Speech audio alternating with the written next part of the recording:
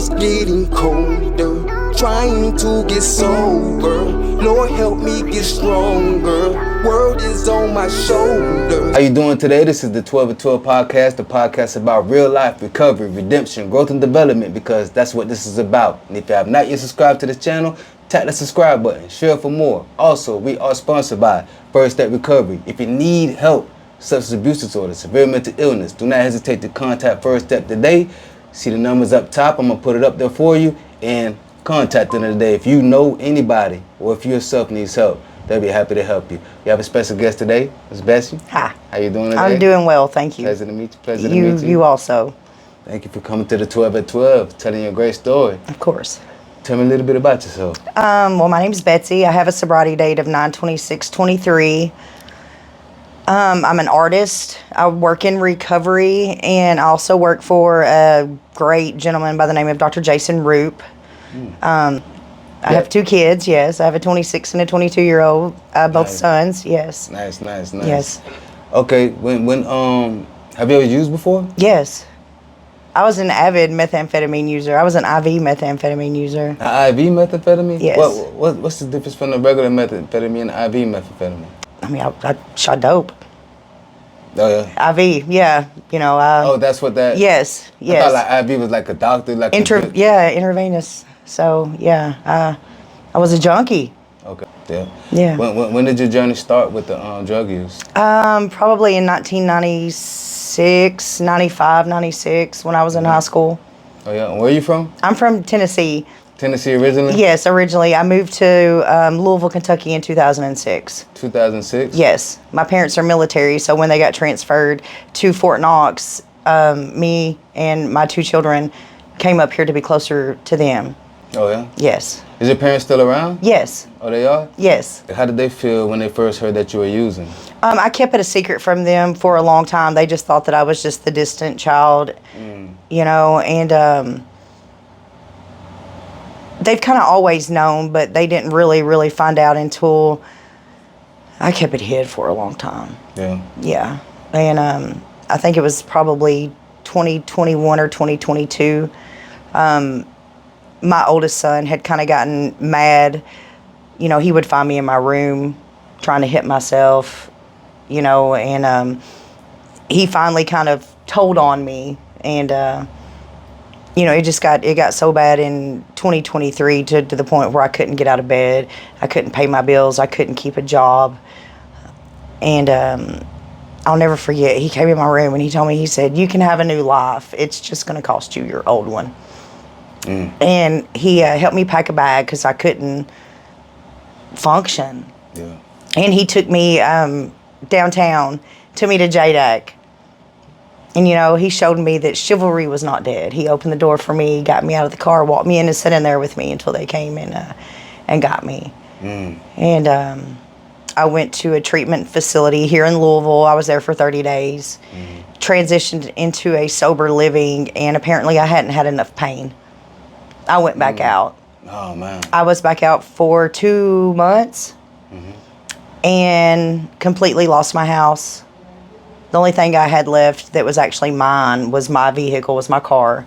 And I was living out of my car, and I can remember going to my mom's house. And I hadn't told them I had lost my sober living house because I tested dirty. And she looked at me, she said, "Betsy," she said, "you've had the same clothes on for 3 days." And I was like, "No, I haven't." She said, "Betsy, you stink."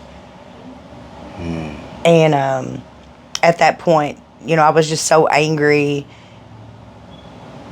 And I was so high, but I still remember that day so vividly. My mom, my stepdad, and my two kids, the 4 people that I love the most in this world, that I would put somebody in a trunk for in a heartbeat, were fighting over me. And at that moment, I was like, I don't want to be this chaos anymore. And she told me, she said, "I don't know where you're going to go. You can't stay here." And finally, her and my stepdad agreed to let me stay the night until another treatment facility come pick me up in the morning.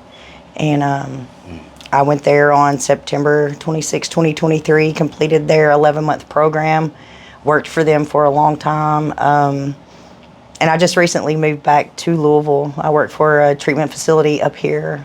Oh wow. Yeah, and I do art. I do graphic design. When did you start doing art? Was it I've been doing art for years. That's always been my passion is art. I love to draw. So it's a natural talent? Yes. Okay, yeah. You know, something I tried art class one time. I know you gotta have some type of talent for that.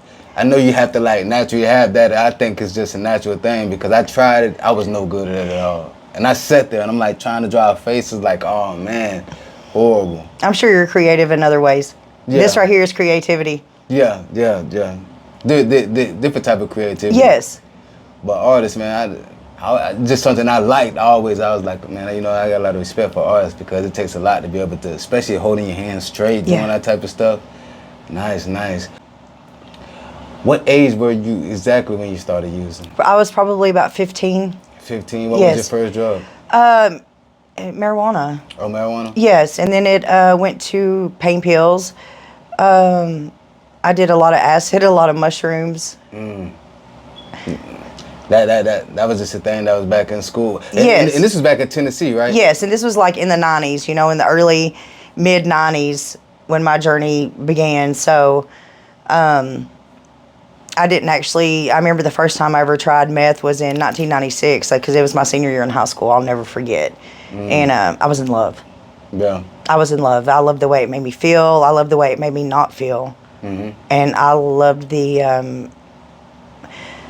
at that moment, it boosted my creativity. It boosted, you know, just everything that I had. And I didn't realize, you know, the long-term effects of that.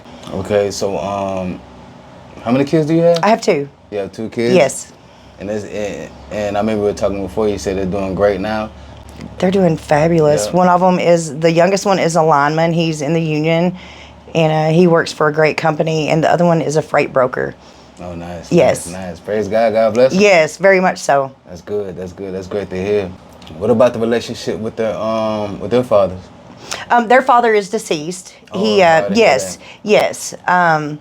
I've always raised them by myself. It's always just me and them. So we're very tight knit. Like they call me today to see how I'm doing or to tell me about their day. You know, they used to avoid me. They'll tell you, we used to hate to see when her name would pop up on her phone because they knew it was going to be something insane. You know, just something crazy. How was it going through what you were going through and raising them as a single mom? Raising them as a single mom, especially boys, I don't regret anything with them. And if I had to go through what I went through for them to become the men they have been, I would do it again in a heartbeat. Yeah. I would. Hopefully my journey has helped shape them into the men they have, you know, become, so they don't want to follow down the same path that I did. But I still feel a certain type of way because sometimes I feel like they had to take a parental role and I was in a child role. But for most of their, you know, childhood, I always made sure that they had outstanding grades in school. You know, I know, from my perspective, teachers don't have time to pick on your children. If they say your kid's bad, right? So I always let them know that I was, you know, we have to get an education. We have to, you know, try to be successful, try to be something. Whatever you're going to be the best at it. So my using didn't get real bad until I remember it was when my oldest son was, it was his senior year. And I was on the roof of the house because I was so high. I thought there was things up there. And I can remember him telling me, if you don't get down, I'm going to call Nana, which I was like, okay, I'm coming down. Was at a point in time you were still hiding it from? Okay. Yeah. And so I got down and I remember I kind of like chilled out and was doing okay. I still used, you know, I just calmed down on my usage. And then it just got bad. It got out of control in, I'd say, the beginning of 2023. It got way out of control. And what way did it get out of control? So I would stay up for weeks at a time. Weeks? Weeks. Dang. Weeks, yes. I fell asleep in my car at one point and ran through my garage. I'd been up so long. Yeah, because I can imagine when you stay up that long and you start just naturally becoming delusional and Yes. things like that because Yes. the lack of sleep, right? Yes, I remember calling my oldest son one day, and I was like, "You've got to get over here. Somebody's in the garage." There was nobody in the garage, but him being the gentleman he come over and he was like, "Come on, y'all get out." And I was like, "Okay, thank God." And he never said a word. But I mean, you know, some of his friends were in the car with him, and I was, you know, thinking about that now. I'm like, "Oh my gosh, that had to be so embarrassing for him." Yeah. Yeah, but you know, The friends probably had more like an empathy, like, "Damn, man, that's your mom," you know what I'm saying? Yeah. Like, well, a lot of those boys, understand. you know, they stayed at my house because I was that house, you know, that Yeah. all the guys hung out with the, you know, with the kids, and you know, so with the boys being older when my addiction got worse. And that's another thing, when they got to the age where they were kind of like, "Okay, Mom, we're getting ready to move out." I mean, that hit me. I Yeah. took it personal. I wasn't looking at it as, you know, they had succeeded. It was time for them to go on. I took it as a personal hit, like they're leaving me. How dare they leave me? You feel like they're kind of like betraying you Yes. a little bit. Like, man, we're supposed to be together. Yes. You know? Yes.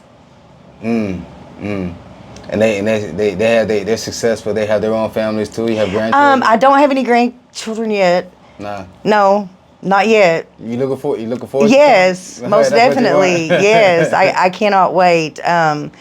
You know, I just want to share the things that I know with another human, you know, that creative side of me, and Yeah.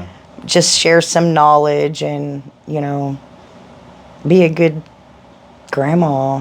Yeah. Yeah. I want them to call me Dutch. Dutch. Yeah. What? That's what your Duchess nickname? Betsy. Duchess. I've already named myself.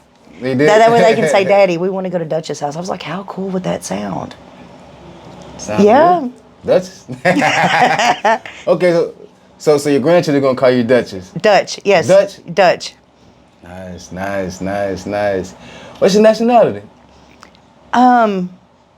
Well, I'm American, so I'm a mutt, You said like right?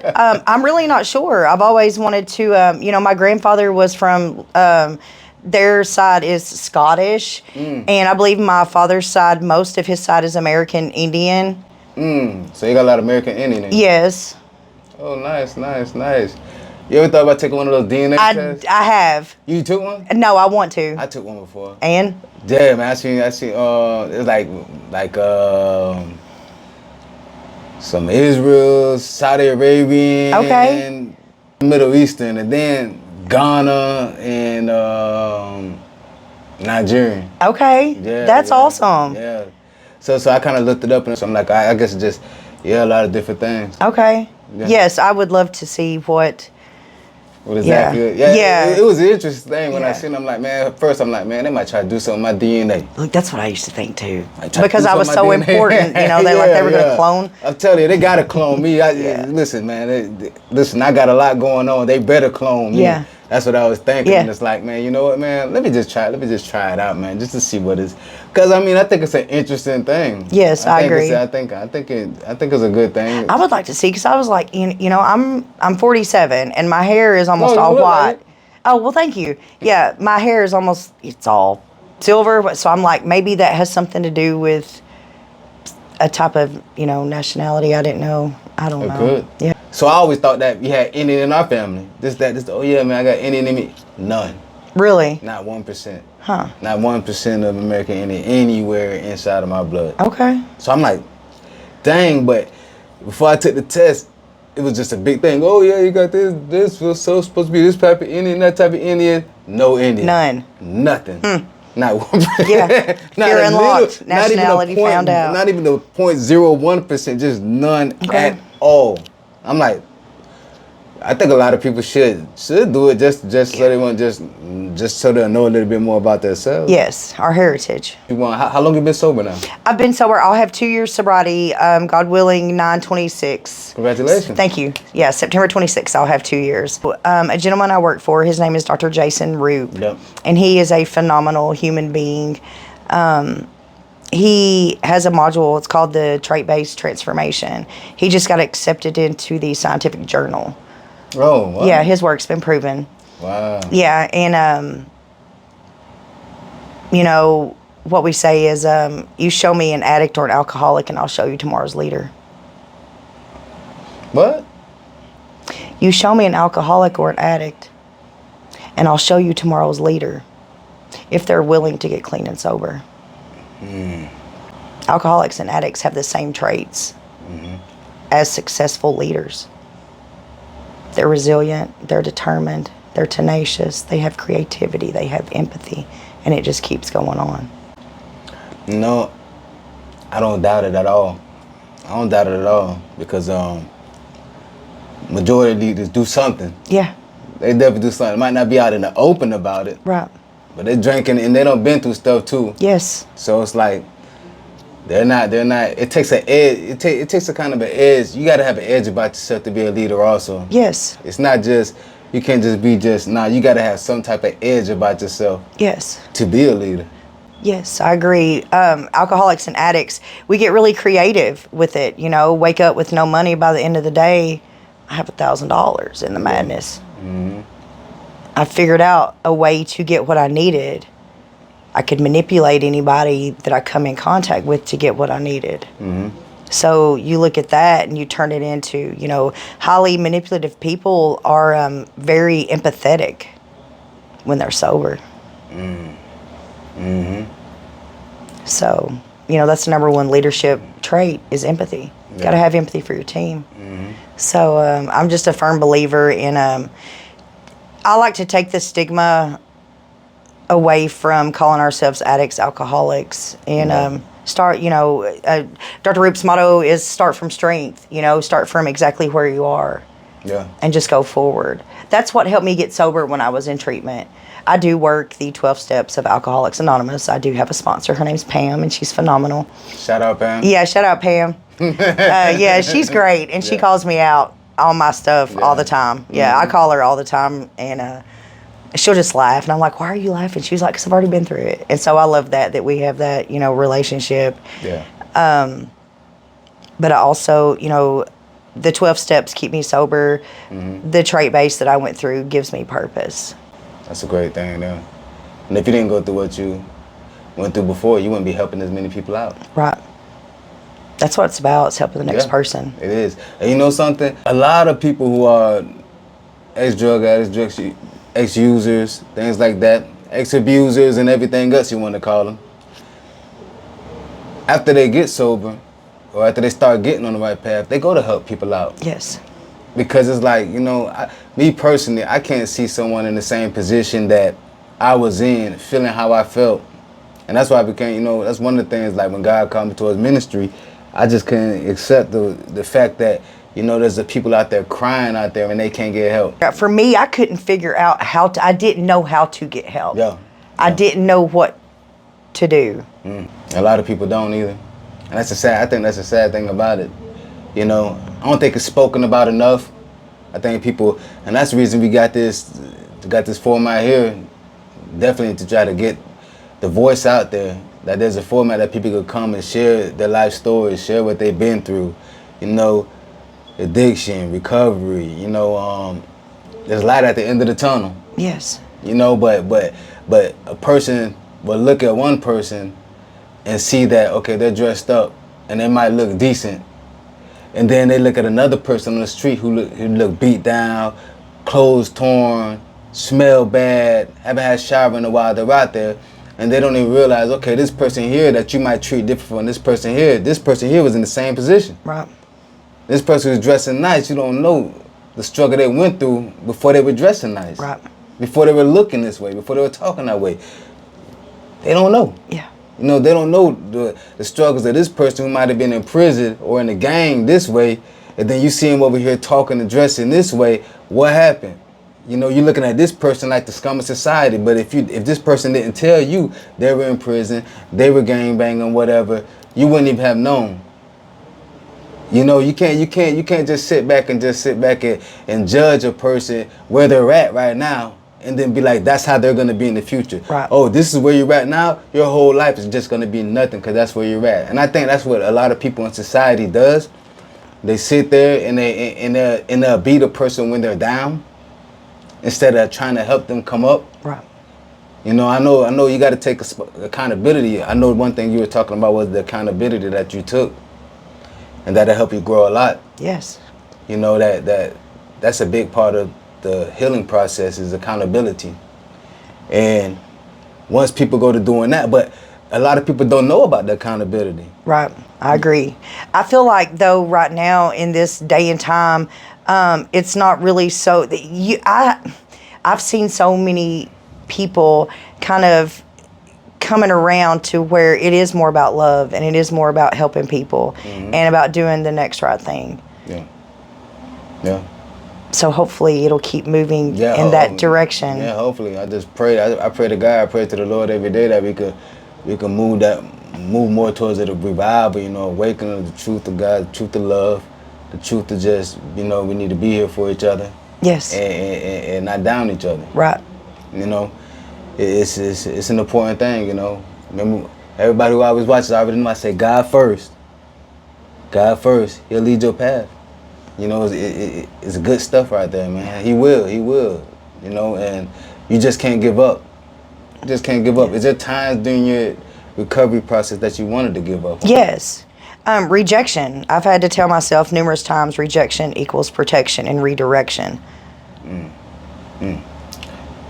Like that. Yeah. Yeah, if not, then I can look at rejection as a reason to go back out and use. But when I look at it as, you know, my higher power protecting me and redirecting me to another path, I can accept it that way. Yeah. I agree.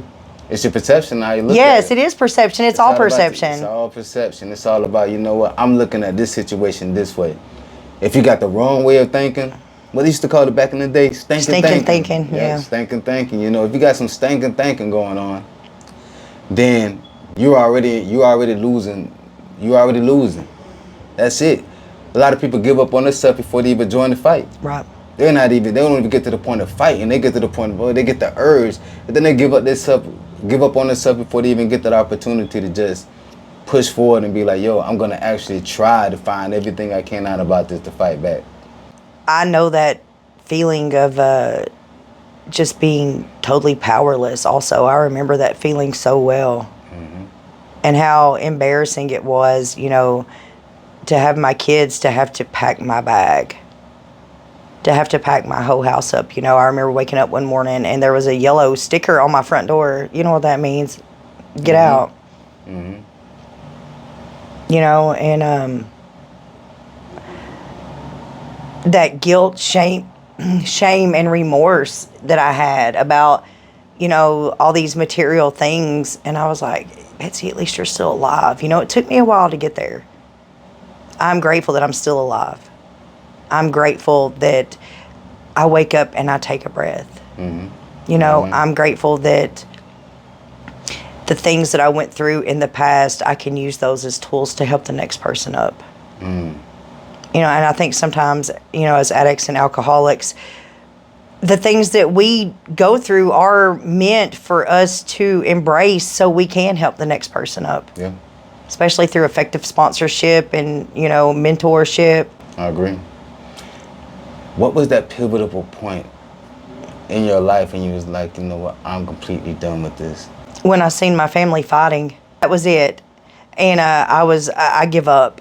You know, I surrendered, but I went to treatment and I was so mad. Yeah. Oh, I was mad.